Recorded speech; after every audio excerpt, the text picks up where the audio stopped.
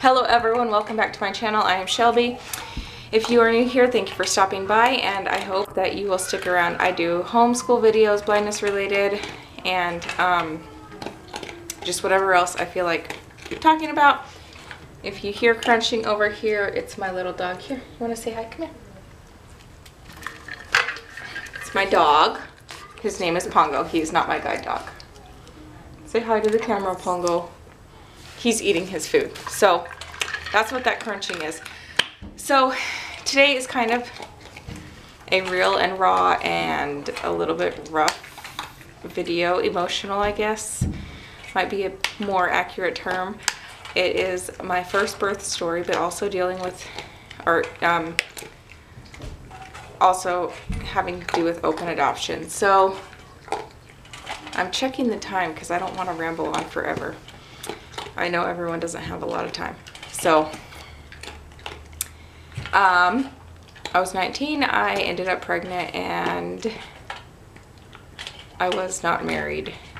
So, you know, basically I was alone, and I wanted, like, I found out I was pregnant and I was excited, but then I was like, oh crap, yeah, so what am I gonna do here? Like, obviously take care of the baby. But then people started saying to me, well, have you thought about adoption? And one of my brothers was going to adopt a baby. I had an aunt who adopted 6 kids and another aunt who adopted 2 kids. So adoption wasn't a new thing to me. Come here. Do you want to get on my lap, Pongo? No? Okay. So I didn't want to, like, I was like, no, like, I'm keeping this baby. It's my baby, you know, blah, blah, blah. I obviously didn't want to let this child go. And before I go on, I'm not going to mention names, and I'm not going to put any pictures in this video to protect their privacy. So I was going along with my pregnancy. Everything was going well, and I found out I was having a boy, which I was excited about. And I was just thinking about, like, names, and I bought all the stuff, like diapers. I bought a bunch of diapers and car seat stroller combo and, you know, crib and everything, like everything that you would buy for a baby. What are you doing? My dog is, like, standing right in front of the tripod. Do you want on my lap? Come here. Oh, come here. Oh my gosh. So I bought everything, but then, like, and I can share another video on how I knew to place him for adoption. And I don't say given up or gave away, you know, I say place because I feel like I didn't give up on him or give him away. So I found out I was having a boy, and like I said, I went and bought all the stuff, and then I just knew, like, that I needed to place him. Like, I wanted to keep him, and my pregnancy was going really well. Everything was going well, and it's just, it was a hard decision to come to. And even when I came to it, I still went back and forth about, no, I'm going to keep him. I'm going to do this. But I didn't have a job. I was single. So, like, I didn't have the finances to really take care of a child, like, full time. I mean, yeah, I got, like, some assistance, but still. And the baby didn't have, the father was not in the picture, so that was important to me too. And so the pregnancy was going well, and I was going to a birth mother group, and this lady there, and, like, they knew that I wanted to keep the baby, and, like, they were so supportive of that. But then I went and I was like, you guys, I'm placing. And the one lady said, hey, I know my friend's brother and sister-in-law are looking to adopt. And I was like, oh, cool. And she kind of told me a little bit about them, and then I was like, okay, well, text me their phone number if you can get it. And so she did. And then I was also looking on this website, LDS Family Services was doing adoptions then, and you could, like, view all these families. And so I started going through families, and I saw this one family, and I was like, well, they're kind of interesting, and I had their name in the back of my head. And then I decided I'm gonna click the 10 random families button, click the 10 random families button. And I did that several times, and the same family kept popping up, and I was like, either like this is a sign, or this auto-generated whatever that picks the 10 random families each time really sucks. I don't know. So I started talking to this family, and it was like, I don't know how far along I was like 32 weeks, maybe 30 or 32 weeks, I don't remember. And at this point my pregnancy was still going great. And so like me and the adoptive mom would text back and forth, and the night that the lady from the birth mom group gave me their phone number, I think I talked to this family on the phone for a couple of hours. And then we met a few weeks later, but we had been texting, you know, from the night we were talking till we met. We texted pretty much every day, and then after we met we texted pretty much every day. And I knew that I was going to place with them, but I had to tell them that I was going to, and that was really hard because I felt like once I tell them, I can't go back on my decision, even though it's really my child and they will understand. I had to like really tell them. So Christmas came and went, and I still didn't tell them. And then it was January 2nd, and I remember I was just like, in my heart I knew I need to tell them, like, obviously I'm doing this. So I texted them both and told them, and they were so ecstatic, so happy. And I was only 19 when I was going through this. I don't know if I said that before. So then you know, it was like 10 o'clock at night when I told them. And so obviously I felt so great. Like, I felt really great for telling them. I thought I was gonna have like this sadness, like, oh no. And obviously they knew like I could change my mind. But they were so happy. I felt really great. So then the next morning I woke up, and I was living with my brother and sister-in-law, and my sister-in-law took me to my appointment and dropped me off. And, or maybe she waited in the waiting room, I don't remember. But starting at like 36 or something like that, 36 weeks I think, the doctor that I was going to wanted, he did like general practice stuff, but then he also took on some prenatal patients, and I was lucky enough to be one of the prenatal patients. So I was doing my non-stress test, but the baby's heart rate would go just a little bit below what they liked, and then he also wasn't moving as much as they liked. So they had me like drinking orange juice, and didn't really do anything. But then I got in the room, you know, after the non-stress test, I went in the room and I was talking to the doctor, and he's like, so did you feel any of those contractions? And I was like, what? And at this point I was like 37 weeks and 6 days or whatever it was. And I was like, what are you talking about? He's like, you were having contractions that whole time, so can I check you to see what you are? And I was like, yeah. And I was like a 1.5, maybe a 2. Pongo. And then he's like, well, since you were having contractions really regularly, I'm gonna send you up to the hospital for a few hours to be monitored up there, see if you make any changes. And he's like, you can go eat a little bit first. I don't want you to eat a whole lot because you might be going into labor, blah blah blah. And I was still having contractions there, but I was like, I don't feel these. And I made really no progress. So they sent me home from the hospital, and I just hung out with my brother and sister-in-law and their little girl, and they had just adopted a little girl. And I'm playing tug of war with the dog. And so then I took a bath, and because the doctor was like, well, take a bath, that'll either stop them or speed them up. And so I did, and it was the real thing. So I ate a little bit more there, a little more dinner, and hi Pond. And then we finally started timing them, and I don't know, they were like 5 minutes apart, lasting like 60 seconds. I don't remember. But the pain, like, I was just sitting there having a normal conversation like I'm talking to the camera right now. And I mean, I could feel it, but it wasn't like killing me. And these had gone on for a couple hours, so I called the doctor, and he's like, you know, and it was about 9:30, 10 o'clock at night. I was going to try and go to sleep, but then I was like, I should call the doctor. And he's like, you know, I think this could be the real thing. I'll meet you up at the hospital. And I got there, and the nurse was like, oh, I don't think you've changed much. You don't seem like you're in labor. We're probably going to send you home. And so the doctor got there, and then the nurse checked me while my brother and the doctor went in the hall and were talking. Or, you know, went around the curtain and were talking while she was checking me. And she was like, oh, just kidding. We are keeping you. You're at a 4.5. And I was like, woohoo, like I'm having a baby. Like, even though I knew everything that was going to come afterwards, I was still excited to have a baby. So they admitted me. I went down to the hall, or down the hall to the labor and delivery room, and I had a really great nurse, and I tested positive for the strep B. So they had to start that the penicillin or whatever. Yeah, I believe it's penicillin every 4 hours. So they started that, and I didn't do as much research as I should have, but oh well.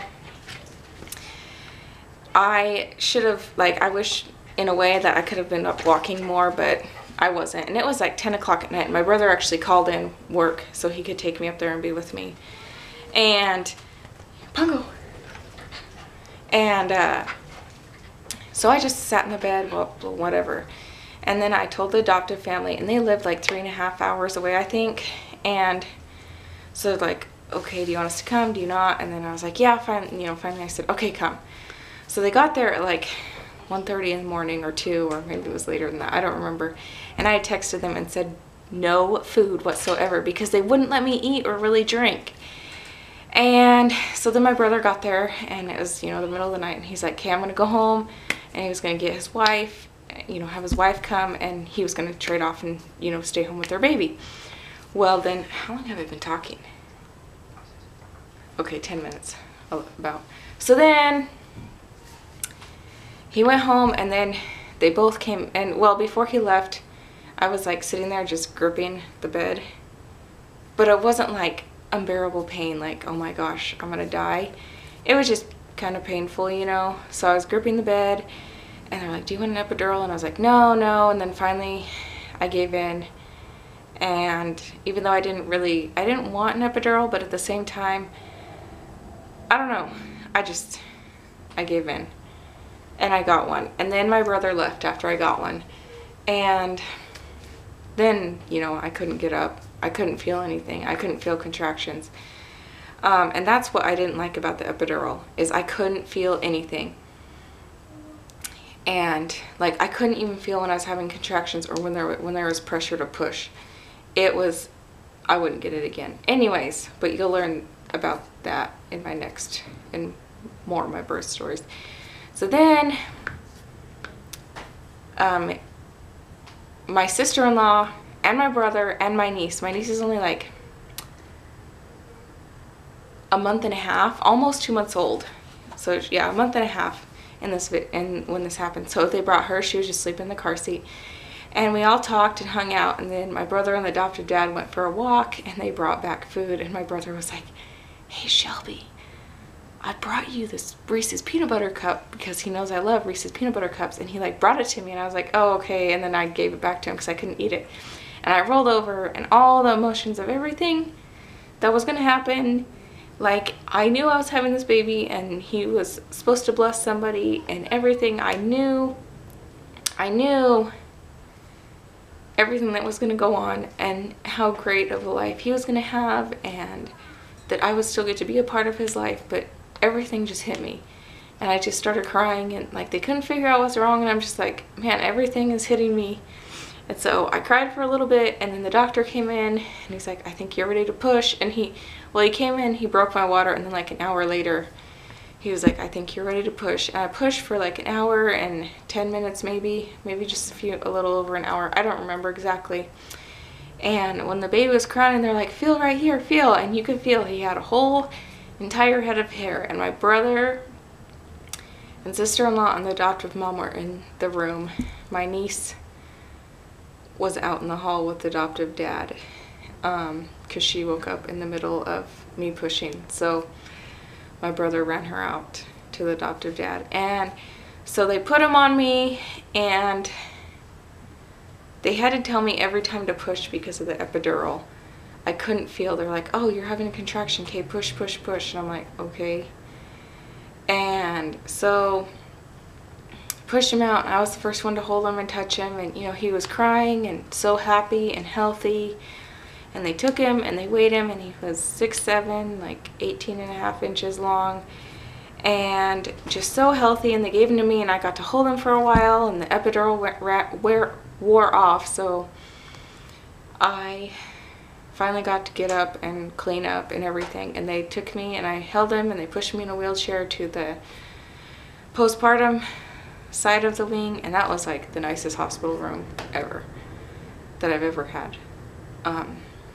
Especially after, you know, I haven't been in the hospital, but after having a baby, that was the nicest hospital room. And that was the best doctor I've ever had. But, so then, like, everyone was like, okay, you're good, you want, you know, and I wanted to kind of be alone. So they all left, and me and the baby took a nap, and I woke up, and everyone came back later, and we all hung out, and the adoptive parents brought me an ice cream cake from Dairy Queen. And now we get one for his birthday just about every year. And so, you know, they brought me that, and I was very adamant that I wanted to do all the care for him because I knew that was something that I only had such a short time. So the social worker came and talked to me the next day, and he's like, so, well, the family, they had moved. They had actually lived close to where I was at. And then about 6 months before this, they had moved 3.5 hours away. And they were living with the family, and they had only moved into their house like a couple weeks or however long it was before I told them that I was going to place with them. And so they hadn't got their home study, you know, it was on their list and they were going to do it, but they weren't expecting a baby to be like tossed at them, basically. Well, they never said tossed, I did, but so the social worker came, and he's like, well, they don't have their home study, so we can either send the baby home with you until they get it ready, or we can like do a foster care and he can stay with the family. And I was like, he's either going home with me or with them. And so I decided, I was like, you know what, he's going home with me. And so then we left the hospital 48 hours after he was born, and I got to take him home for 2 weeks and spend that time with him. I did everything, fed him, took care of him, you know, all that stuff. And I would let the adoptive family come over and see him and stuff, and they would be respectful of, if I didn't want them to come over, they would not come over. And even if they did come over, they weren't like, let me hold him. They were very respectful of me holding him. So that 2 weeks, I just kind of hung out with this baby. And then placement day came, and actually placement day was on the day it would have been if he would have come at exactly 40 weeks. So I'm thinking that Heavenly Father knew I needed this 2 weeks with this little boy, but he knew, you know, everything works out, because I'm like, I wasn't ready to let him go at 38 weeks, and I think Heavenly Father knew that. And I got to spend the 2 weeks with him, but he was on the outside and not just on the inside. And sorry, I gotta get a drink of water.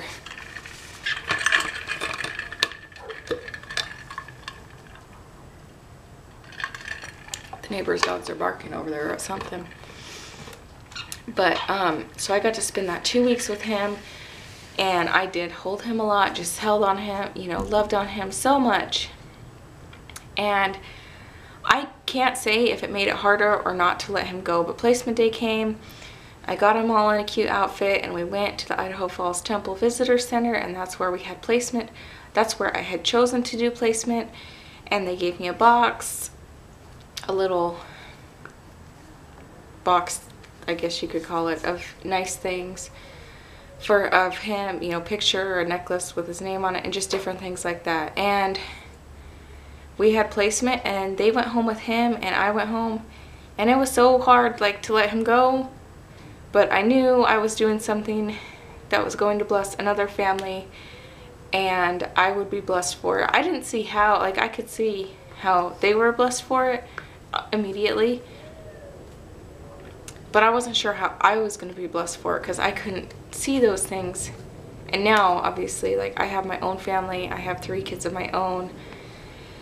And, you know, like, I have been blessed greatly for that choice that I decided to do to place him. But I was 20 when I placed him. It was the day after my birthday. And they let me come because they were still staying in town. And I got to go say goodnight to him, and I got to see him. And I still get to see him. It's been a while since we lived like 20 hours away from each other or more. But I mean, they send pictures, we send each other gifts. So like, it's an open adoption, and they have done very well with him. He is 7 years old now, and he's a fun little boy. Has such a cute little personality, and I know that things could have turned out much worse than they did, and I'm so grateful that they didn't. And so adoption doesn't have to be a scary thing. And anyways, so yes, it was a hard thing, and it still is hard sometimes, because like, I'll want to talk about him or something, but then I feel like, well, family members don't want to hear about him, or like, no one, it was really hard for me because no one ever asked how he was doing really after I placed him. It was kind of like, I got the impression that I should just forget about him, and that's not what I want to do, and it's not what I'll ever do. I won't ever forget about him. He was and is a big part of me, so I won't ever forget about him. But I just got this impression that like, I should, you know, let him go and not talk about him, and don't be upset if other people don't talk about him. So that was hard on my end to deal with. And you know, there were other emotions that came with placement too, but I will go over those in another video if you guys would like. So there were a few things I learned from that birth, which was I wanted to be up and moving more, and I didn't really like how I couldn't feel anything, the feeling of the epidural. So I will tell you my other birth stories. Be looking for those in the future, in the near future, and you will see how my births have progressed and how they're all different and unique. So yeah, if you've watched this far, thank you for watching. And this was, if you're seeing this, I've obviously decided to share. It's a little bit of a harder video for me to share, and I'm not sure what type of feedback I will get, but thank you for watching, and please like, share, subscribe, and comment, and I will see you in my next video. Thanks for watching. Bye.